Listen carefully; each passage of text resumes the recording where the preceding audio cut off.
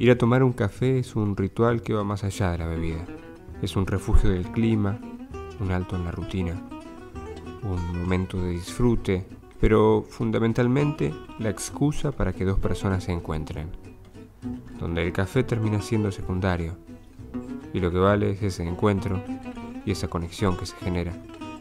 Y ya no importa el clima, ni el tiempo, ni la rutina. Solo quedan dos personas, un encuentro y un café.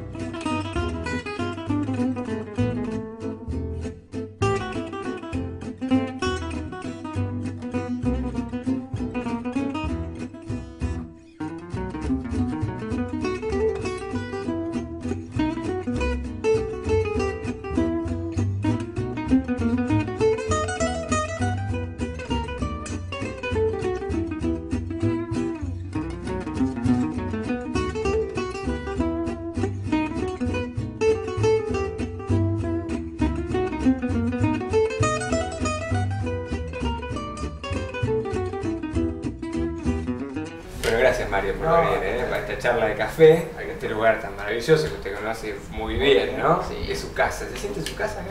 En realidad no es mi casa, es la casa de mi papá. Ajá. Es decir, mi mamá y mi papá fueron los creadores de este lugar. Claro.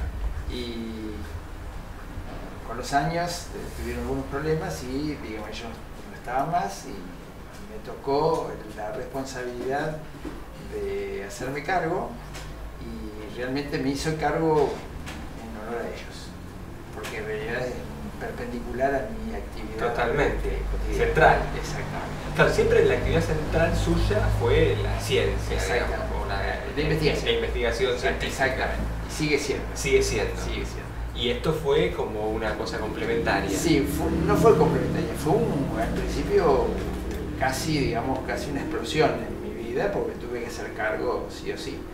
Después con los años descubrí que me enriqueció. Ajá. Es decir, por dos motivos. Primero, porque llevar adelante un emprendimiento tan complejo está muy asociado con la investigación. Ajá. Segundo, porque gracias a que yo soy un investigador pude llevar adelante un negocio sin pensar en el dinero, más que en el hecho de que funcione. Claro. Y tercero, fue una fuente inagotable de contactos humanos absolutamente espontáneos. Descubrí que sentarse en una mesa con un desconocido se hablan cosas que jamás uno se imaginaría. O sea que desde ese punto de vista me enriqueció. Fue muy difícil. Realmente tuve mucho coraje, me costó muchísimo, pero fue absolutamente enriquecedor. Nada de que arrepentirse. No. ¿Nunca? Nunca. ¿Nunca nada en la vida usted luego pensó, tendría que haber hecho diferente? No, hubiera agarrado porque por otro camino? es imposible pensar así. No es contrafáctico. Es decir, no, digamos, creo que lo más difícil que me tocó enfrentar fue mi primera separación. Es decir, con un matrimonio con 3 hijos y con un pensamiento de que la familia lo era todo y de repente encontrarme que la había perdido o se me había deshecho. Digamos, creo que ese es el punto más duro que he tenido que afrontar en mi vida. A partir de ahí, no soy una persona que se queja de las cosas que ha hecho, porque como intento hacerlo de la mejor manera, si me sale mal, me sale mal, exactamente, muchas veces me equivoco, entonces, pero pensar qué pasaría si lo hubiera hecho de otra manera,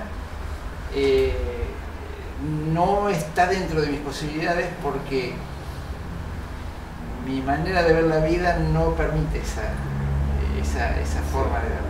Tal vez te lo tendría que explicar un poco más, pero no. No, pero me encantaría. A mí cuando pensaba en esta entrevista y en la manera de charlar y cómo comenzar esta charla, Pensaba en una persona que compatibiliza su vida entre el colisionador de hadrones, ¿es así? Sí.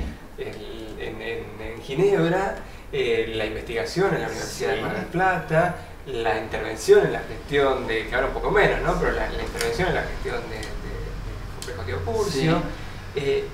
Sí. Y la vida misma, ¿no? Sí, en general con todo esto que y algunas cosas más, porque imagino que unas cuantas cosas más. Sí. ¿Cómo se determina qué es lo importante y qué es lo que no es importante? Es difícil, es muy difícil. Yo soy una persona que frente a los desafíos los enfrenta. Y digamos, por mi característica, por experiencia de vida, por mi trayectoria, por ser un inmigrante, porque en realidad yo soy nacido en Italia y soy inmigrante, pero en realidad la inmigración la sentí más a través de lo que sufrieron mis padres. Claro, porque usted era muy chiquitito. Yo tenía 2 años. Entonces la inmigración la sentí indirectamente, pero fue un punto crucial. Crucial porque, primero, porque cuando descubrí que la inmigración es crucial, cuando sentí que tenía una quinta y sabía que con la quinta iba a poder comer. Esto fue cuando tenía casi 50 años. Porque siempre me perseguía la idea de qué me pasaría si me pasaría algo y no podía comer. Era algo en los genes. No es en los genes, es en la vivencia de mis padres con la inmigración. Usted tiene que pensar que mis padres cuando vinieron acá vinieron con una mano atrás y una adelante y su desesperación era cómo hacer para vivir día a día. Piensa usted que yo viví en una villa miseria y tengo recuerdos de ese momento. Y no lo digo peyorativamente, tenía suelo tierra y vivir ahí, digamos, es como que es donde uno empieza. Y nunca me lo puedo olvidar y todos mis actos están relacionados con eso. Entonces, ser un inmigrante ha sido como ser un sobreviviente. Y retomemos lo importante y cómo elegir qué es lo importante en una vida llena de cosas importantes. Y bueno, creo que el azar tiene mucho que ver. ¿Colabora? Yo quisiera... ¿Un científico hablándome de azar? Yo creo que el azar es prácticamente todo. Es decir, depende de la actitud de cada uno, pero el azar tiene mucho que ver. Muchísimo que ver. Es decir, mi carrera científica está rodeada de azar.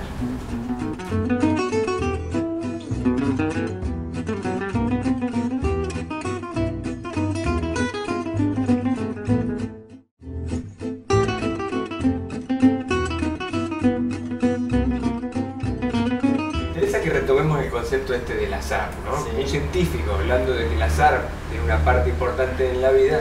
Primer café, la prioridad es prioridad. Sí, un café, por favor. Es un café de chiquito. Ahí está, gracias. ¿Cómo es eso? Mirá, no hace mucho tiempo me di cuenta, digamos, explicando cosas científicas, de lo siguiente. Tiene que ver con toda mi trayectoria científica, pero digamos, en realidad lo he descubierto en los últimos tiempos haciendo difusión. Y tal vez esto te va a dar una idea de lo que yo quiero decir. Si vos te pones a pensar que el universo tuvo una expansión que se acaba la semana pasada de demostrar que existió el Big Bang hace 13.700 millones de años. Y que esa gran expansión, lo primero que hubo fue una gran nube de hidrógeno. Y que a partir de la nube de hidrógeno se generaron, digamos, por efecto de la gravedad, se comprimieron estas nubes de hidrógeno y se generaron los soles. Y que los soles en su interior, quemando el hidrógeno, van transformando todos los elementos de la tabla periódica de los elementos. Y que en determinados momentos algunos se enfrían y se mueren y otros explotan, expandiendo todo lo que generaron y en la explosión misma generando los elementos más complicados. Todo ese proceso llevó a que hace 4.000 millones de años se creó el sistema solar. Se juntaron las partículas, se juntó una nube de hidrógeno que quedaba por ahí, se generó el Sol y digamos, por efecto de la gravedad empezaron a circular a través del Sol y se generó la Tierra. Muy bien. Y en el año 45 yo tengo una gran fortuna en este proceso de nacer. ¿Qué puedo pedirle a la vida más que haber nacido? Nada. Quiere decir que cualquier cosa que me pase dentro de mi vida ya es una fortuna y no es más que lo que me puede pasar. Quiere decir que nunca me puedo quejar y siempre tengo que estar agradecido. Y te digo, todos los días yo me levanto y digo, qué maravilla poder estar bien.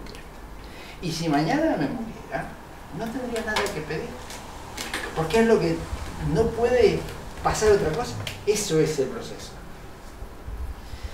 Si vos lo mirás desde ese punto de vista, te das cuenta que ya, de hecho, el azar jugó un rol importantísimo. Totalmente.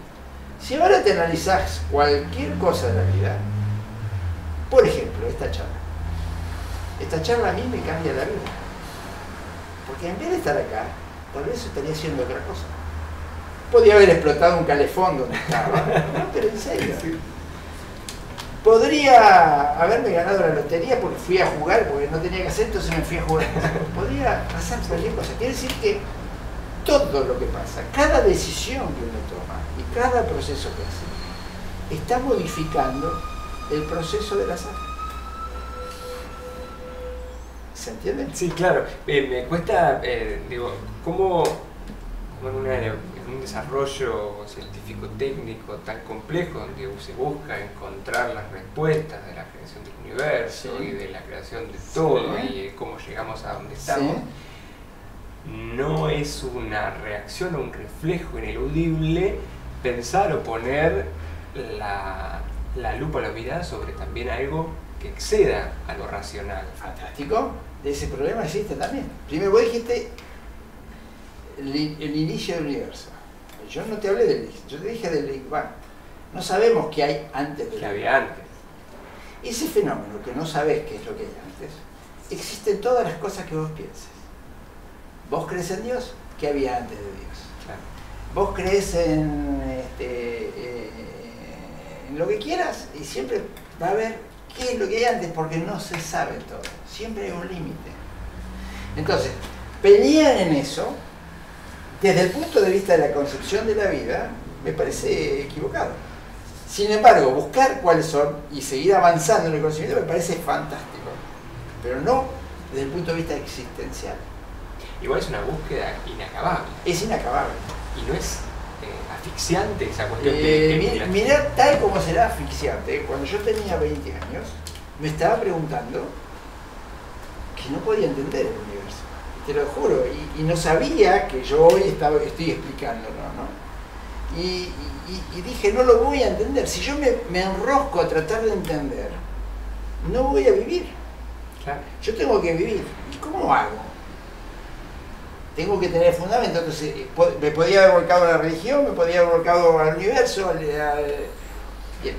Por una cuestión personal no vamos a hablar de religión porque se confunden muchas cosas. Claro. Bien. Y yo tomé decisiones.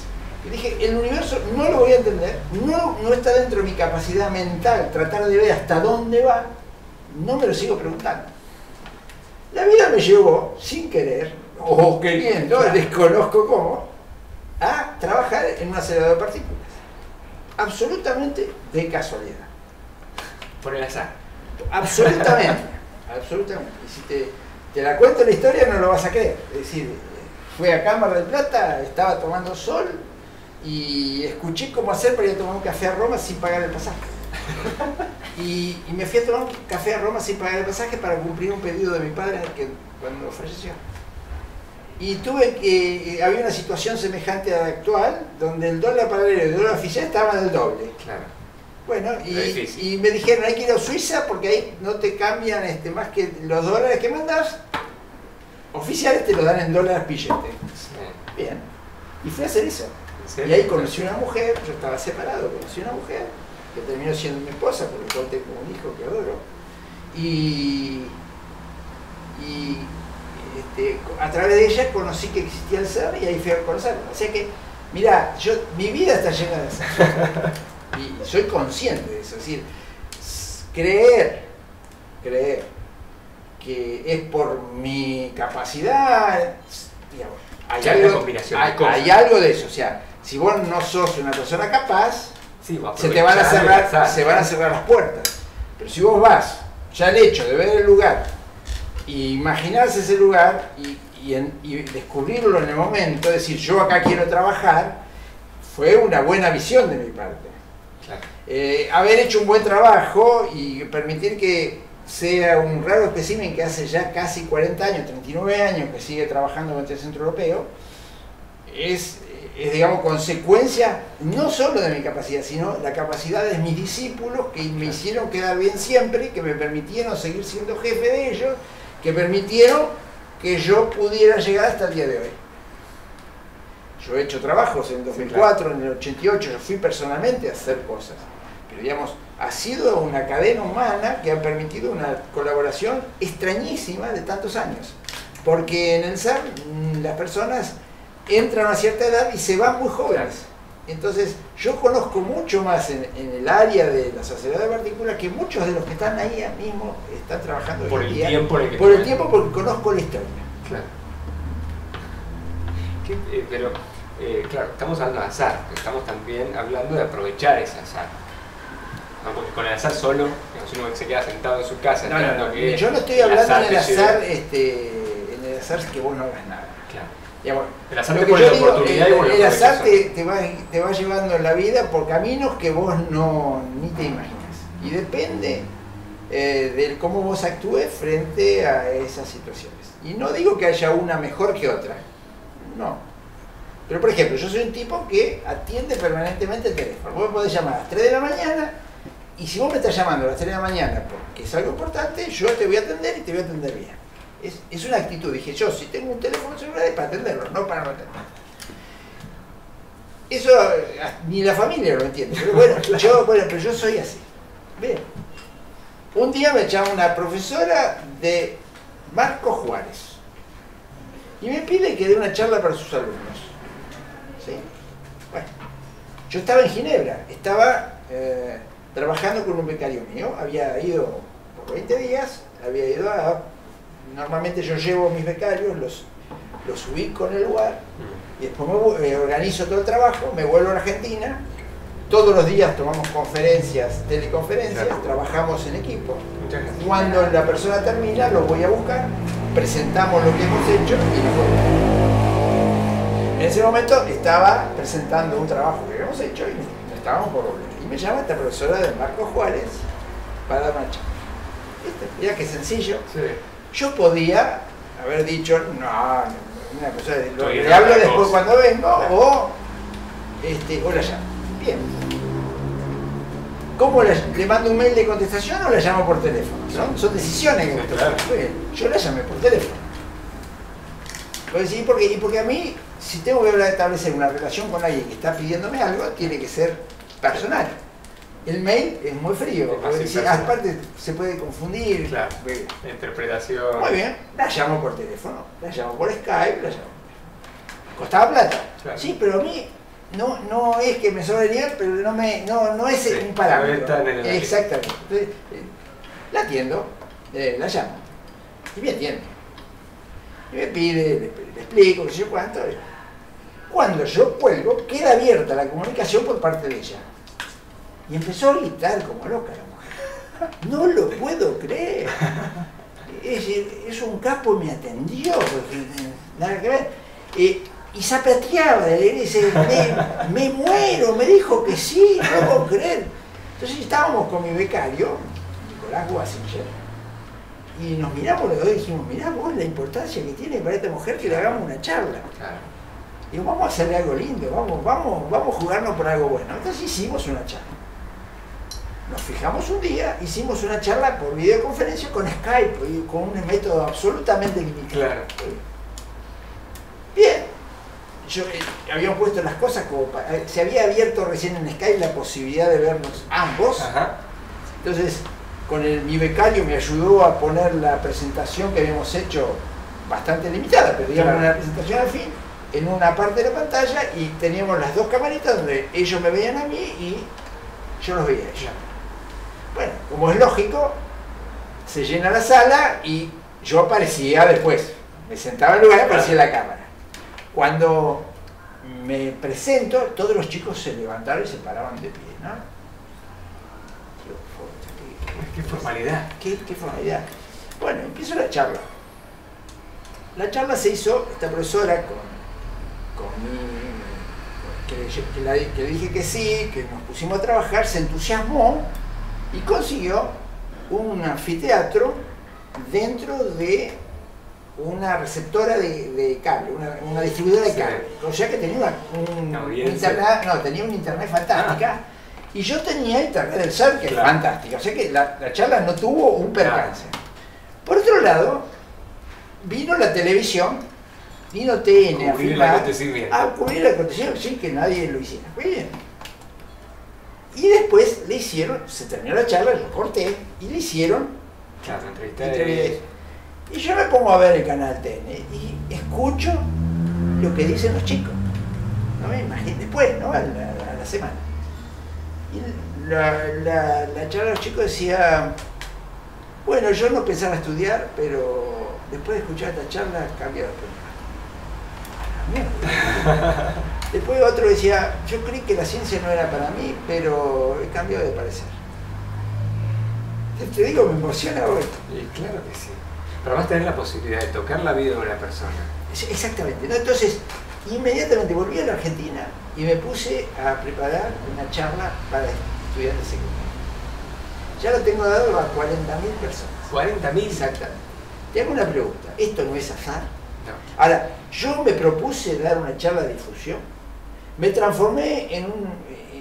es decir, hasta para los rayos, las tormentas me llaman por cualquier cosa. Es decir, realmente, digamos, creo que las actitudes hacen que las cosas pasen. ¿Entendés lo que quiero decir? Y bueno, de repente, y dando estas charlas, descubrí lo del universo. ¿Cómo es eso? Eso que te acaba de explicar hoy sobre la... perdón. Esto es televisión verdad. Exactamente. Pensá lo siguiente. Sí.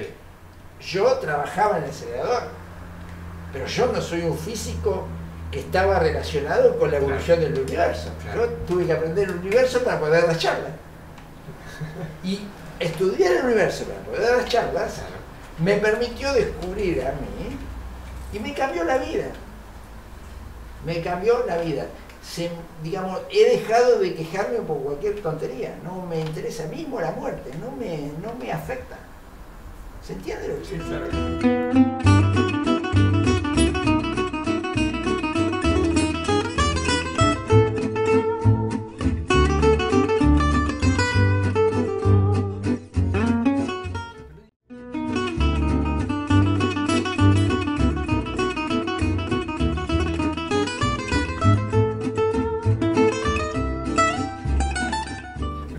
Cuando uno está en la cosa más macro o más grande, después bajar a la tierra y ver la cuestión cotidiana hasta doméstica de la casa. Cuando vos viviste en una villa miseria y pudiste llegar a vivir donde estás, nunca te olvidaste, siempre podés bajar a donde quieras. ¿Y cómo hace para no olvidarse? Y no me puedo olvidar nunca. Ni que quiera. No me puedo olvidar y no debo olvidarme, porque además hay gente que vive en esas condiciones. Y es un respeto hacia esas personas. No debería ser más. Y estoy en este momento en camino de buscar cómo ayudar. Todavía no encontré. Estoy abierto a escuchar propuestas. Porque yo estoy en este momento bastante libre y creo que de la misma manera que considero que dar las conferencias es una manera de devolverle a la sociedad lo que la sociedad me dio, porque yo provengo de la escuela pública y todo lo recibido, mis padres no podían pagarme los estudios y la Argentina me los pagó. De la misma manera que la difusión me cubre esa devolución, que haber generado científicos a nivel internacional desde un laboratorio me cubre esa devolución, creo que el humano, que es muy difícil, todavía me queda una deuda. ¿Sí? Sí. Y va a seguir buscando hasta que encuentre el camino. Sí, lo voy a tratar. Seguramente. Seguramente. Si la vida me da la suerte, voy a encontrar. Siempre tiene esa convicción de que va a llegar al... Y la vida no me ha demostrado otra cosa. Es decir, yo tengo una frase que dice, digamos, porque el CERN también me gusta. El CERN es el Centro Europeo de Investigación Nuclear.